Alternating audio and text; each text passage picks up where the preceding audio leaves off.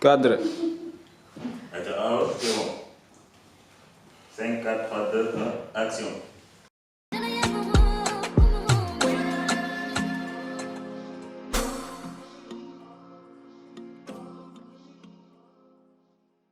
salaamaaleykum maa ngi leen di dalal ci seen émission héritage ak Awa tey nag ma ànd fekk Yaye Kane Gassama ñu ràññee ko ci Sénégal Afrique ci wàllum science technologie Yaye Kane maa ngi lay nuyu di la remercier ci teew bi nga fi teew. Awa man tamit maa ngi leen di nuyu ñëpp ñu ñuy seetaan di kontaante am mbégte ci ñëw fii pour waxtaan ak yéen dialoguer ci xëy na sujet yoo xam ne dina intéresser public bi. maman ba may préparé sunu émission bi di def recherche ci yow à part sa carrière ak sa jaloore yi lu ma gën a marqué ci yow mooy sa présentation ni ngay marier sa couleur sa style bi da nga stylé mën nañu wax loolu sooy sañse lan mooy sa inspiration en fait. xam naa defe naa ne am na loo xam ne ci samay waajur laa ko jëlee ndax sama yaay moom dafa mos a bëgg sañse elle a 93 ans. ah ouais. dafay sol na talon ba talon bàyyi ko. macha allah waaw moom dafa bëgg foo ko fekk mu nekk ci ni mu gën a rafete ni mu gën a baaxe donc xam naa ne am na loo xam ne ci moom laa ko jële waaye am na leneen loo xam ne tamit ci man la man maa bëgg lu baax man maay bëgg ay pagne tissé moom laay dem uti yenn saa am na yoo xam ne damay dem ba Addis Abeba di ko uti ñëw jox ko sama couturier mu ñawal ma ñaw yu topp yoo xam ne xam nga ñun tamit boo nee recherche da nga naan innovation. waaw foog nga génne lu bees. waaw doo def bukk li ñëpp di def. waaw loolu nag moom mooy sunu musóor yi dama koy pantal ak waaw. dama mës a bëgg sañse nag. waaw man science taxul ma bàyyi sama bopp. famille tamit taxul ma bàyyi sama bopp fu ma mën ci nekk bëgg naa ku ma gis xam ne kii kat bëgg na lu baax xam na lu rafet. waaw donc du loo xam ne du ma koy vivre tous les jours même su ma toogee sama kër tamit maa ngi dem defar ba mu baax defar sama kër defar sama salon defar lépp daal pour que man sama bopp plaisir bi may am su ma taxawee jàkkaarloog sama seetu boo xool sama bopp plaisir boobu mu ngoog doy na ma sëkk. waaw ndax booy sañse du pas pour les autres sañse pour yow sa bopp la nga dem seeti tànn tissu yu baax yi tànn ay bijoux rafet maquillage ñu may defal ñoom Yacine maquillage yu capp-cappal yooyu man xam naa ñëw sax jàngaat maquillage ndax yu ma génneel tey man mosuma ko gis ma crayon complètement ndax man sama crayon rek laay dóor dem sama yoon. waaw mais nit ki da ngay jéem a foo nekk nit ñi ñu xam ne nit ku baax nga moo fi nekk parce que mën nga toog sa kër sañse mën nga dox ci mbedd mi sañse booy dem defi say course dem defi marché tamit da ngay sañse waaw ndax nit ñi lay gis ak yow sa bopp tamit bëgg nga tamit regard bi ñu koy apprécier ñu apprécier ni nga mel waaw dafa am solo. macha allah dama bëggoon tuuti dugg ci sa enfance ba ngay nekk xale ngay sa papa dugal la ci wàllum science ci jàngum science bi après waxoon nga ma ne tuuti que da ngay jouer da nga doon jouer basket. di def ay courses de relais lan la sa yaay xalaatoon ci loolu en fait. xam nga ñun suñu famille ñëpp ay sportive lañu ñii championne d'athlétisme lañu abi ñëpp on est une famille de presque 10 personnes jigéen ñi ñoo ci ëpp góor ñi 3 lañu les 7 ay jigéen lañu. dominé quoi. jigéen ñi ñoo dominé foofu donc. dañu tàmm nekk tout le temps ensemble te sama yaay tamit bon comme xam na jàng na tuuti xam na njëriñu sport moo tax ñun bu ñu daan def sport moom ma ñu ci doon encouragé moom ma doon encouragé pour ma dugg ci équipe yi parce que def naa athlétisme saut en hauteur saut en longueur course maa ngi fàttaliku benn course 400 mètres parce que athlétisme yëpp laa bëggoon a def ma ne damay daw 400 mètres commencé ñu ne peut-être rek ma dem di la ko xëlu xam nga piste bi dafa am fu muy tourner nii léegi gis nga boo tourner ba war a redressé wu nag pour jëlaat foofu moom dee naa complètement man daal noonu lañ ma fore ci piste bi yóbbu ma ci biti donc dama bëggoon sport ba nga xam ne amul dara loo xam ne dama ne lii waruma ko mën a def football joué naa ko maa ngi woon ailière parce que man dama gaaw dama mën a daw. mais loolu yëpp nga doon def est-ce que ànd naag mooy liggéeyu kër yi parce que xam nga mère yi dañ lay wax kaay nettoyer fii defaral sa chambre wala.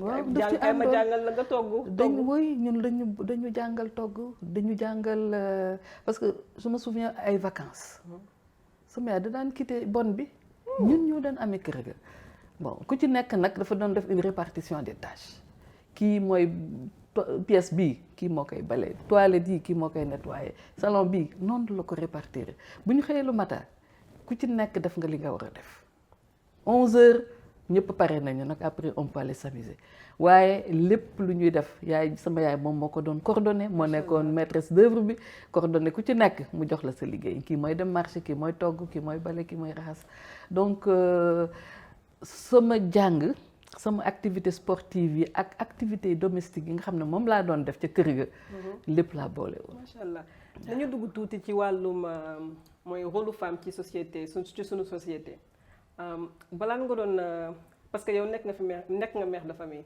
balaa nga doon dugg ci néegu sëy nekk nga koo xamante ne ku xool sa carrière xam ne sa carrière dafa important trop ci yow ndax tiitoon nga ne soo duggee ci néegu sëy dafay tax sa carrière arrêté. xam naa ne doon na am jafe mais xalaatuma ko woon au début. jafe-jafe yi c'est en cours de route. ci la ñëw mais bi ma ciy dugg pour man ki ma doon sëyal professeur la woon mathématicien. donc dama ne kii chercheur la comme man donc war na mën a. comprendre waaw bi nga xam ne man moom ma motiver. li tax may nekk ci laboratoire yi suba 8h laa fay nekk ba 22h war na ko mën a comprendre. donc awma woon xalaat bon sur ci loo xam ne mën na gàllankoor sama sëy voilà lenn daal la xam ne moom xawoon na ko metti bu ma amaan ay stage parce que saa damay dem aux États-Unis war fa liggéey su ma waree dem Inde ci liggéey ci laboratoire yi su ma waree dem en France doon say ay stage yu 6 mois lay doon na metti ci moom doon na metti ci samay doom aussi parce que xale boo xam ne ki ma fi bàyyi woon mi ngi amoon peut-être 1 an et quelques peut-être ay 13 mois waa xale bu ndaw donc ma bàyyi ko fi dem pour 6 mois metti na ci sama jëkkër metti na tam ci sama doom donc foofu daal laa xam ne amoon na ay quelques jafe-jafe waaw pour mu mën a dem am na benn voyage sax boo xam ne dama amoon bourse Fulbright mooy la plus prestigieuse bi américain yi di joxe en matière de recherche ma am bourse Fulbright ma ne ko damay dem mu ne ma non. mais lan moo la may force boo xamante ne même si nekkoon métti woon na ko mais yaa ngi doon continuer toujours di gëstu ci li nga bëgg en fait.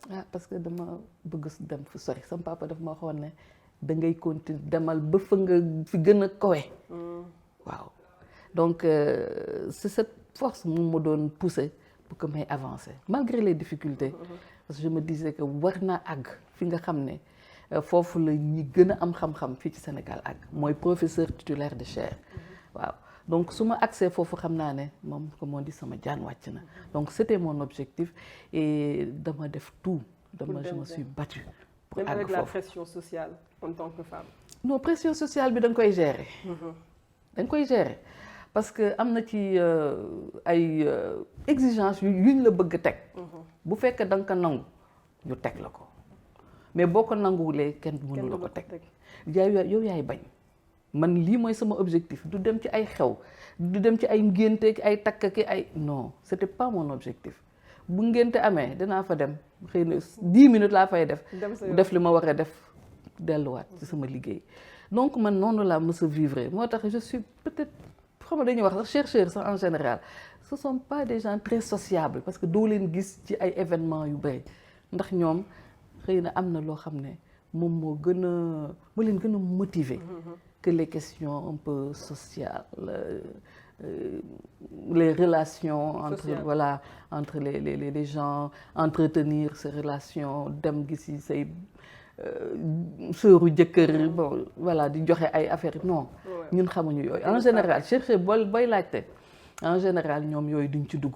En parlant de famille et sociale yow nekk nga fi ministre aussi nan nga doon gérer say doom ak nekk ministre parce que je suis sûre que nekk ci gouvernement bi métti na trop. dafa métti ku ci duggul rek doo ko xam. dañ koy gis nii de l'extérieur. di ñee ministre yi. mais ministre dafa métti. surtout vie de famille. oui dafa non yow sa bopp man sama santé sax demoon na ba détérioré ndax daaw ba noppalu ko su ma nekkee fii Sénégal maa ngi ci ay réunion yu dul jeex te su ma paree réunion maa nga à l'étranger parce que foofu tamit xam nga dañ lay soxla ci réunion yi parce qu'il faut représenter le Sénégal et puis dafa toll woon aussi ñu nommé ma présidente comme conseil des ministres africain en sciences et technologie man maa doon assuré période pendant 2 ans et demi donc dama doon liggéey fii Sénégal di liggéey aussi pour l'Afrique. nan nga doon gérer xale yi mooy sa doom yi ndaw yi nga. sama doom yi c'est vrai que j'ai failli les perdre parce que aw ma woon jot. aw ma woon jot pour mën leen pour gis leen sax yenn saa yi parce que su may jógee ñoom déjà xëy na dem nañu jàngi. duma leen gis chauffeur bi yóbbu na leen ma wàcc su ma ñëwee balaa may yegg si fekk ñoom tëdd nañu. en parlant de famille sax yow yan conseil la sa waajur doon jox seen biir kër yoo xamante ne foog nga ne xale yu jigéen yi ñuy seetaan wala képp ku ñuy seetaan war na ko déglu. ah man am na benn conseil boo xam ne sama papa ça m'a beaucoup marqué sama papa dama xawoon sob tuuti nag sob fu nekk may dugg këlti sama papa woo ma ne ma dama bëgg nga xam ne say nawle nga nekkal man sa papa man sa nawle laa am na loo xam ne man jomb naa ko def ci seen kanam donc bëgg naa yow foo nekk nga xalaat ni fii ma nekk ñëpp samay nawle lañ te kenn waru la yëpp alors xam nga kooku kuñ ko wax mooy da nga war a góorgóorlu ci lépp looy def ci gestes les plus anodins da nga war a xool fi nga nekk xool ñi ngay waxal xool li ngay wax xool ni ngay jëfe su ko defee kenn du la yem loolu man moo ma jëkk marqué ci si la ma sama parents inculqué sama yaay moom daf ñu inculqué dans la rigueur bu ñu demaan xam nga ay kii moo amoon ay matinée dansante dem soirée di matinée matinée temps yi ma amoon matinée 5 heures lay commencé ba 20 heures 8 heures mu jeex léegi bu la nee 7 heures war na la fi fekk bu la fa 7 heures fekkulee ne la wóor ne yat bi day dal. est-ce que mës nga dem te 7 heures fekk la ci kër ga. bañ ah ouais. waaye su ma yegsee sama yaay ci buntu kër ga la may xaay ak baleem. Badou.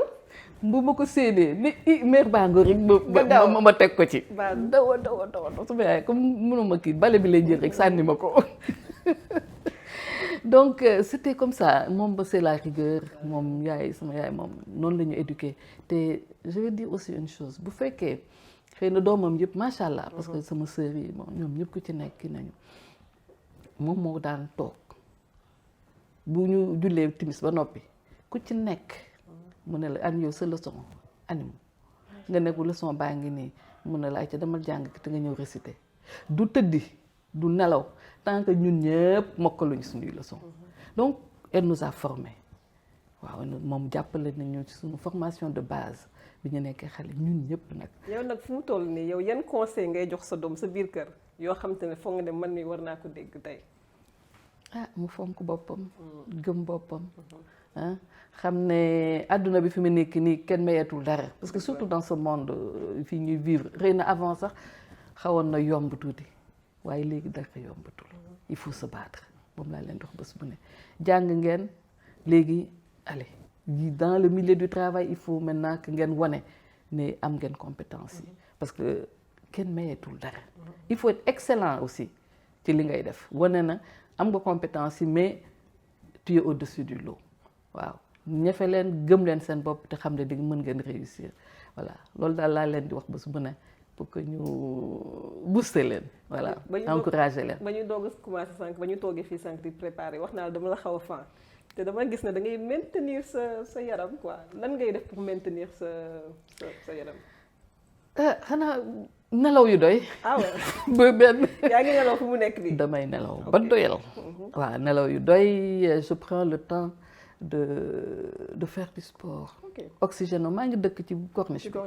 waaw donc damay dox dem ba Soumbédioune allez je fais à peu près 7 kilomètres dox une marche mais marche rapide moom laay def su ma ñëwee bon étiré wu comme j'étais une ancienne sportive xam naa mouvement yi xam naa yu bëri ci sport bi donc loolu rek laay def et puis bon nelaw bi la sport bi et puis une alimentation saine waaw je ne mange pas par exemple ceeb dootuma ko lekk. maa ngi yow ñoom ñaar ñëpp léegi foo lay gën a lekk. voilà mu ngoog foño bi c'est très très bien.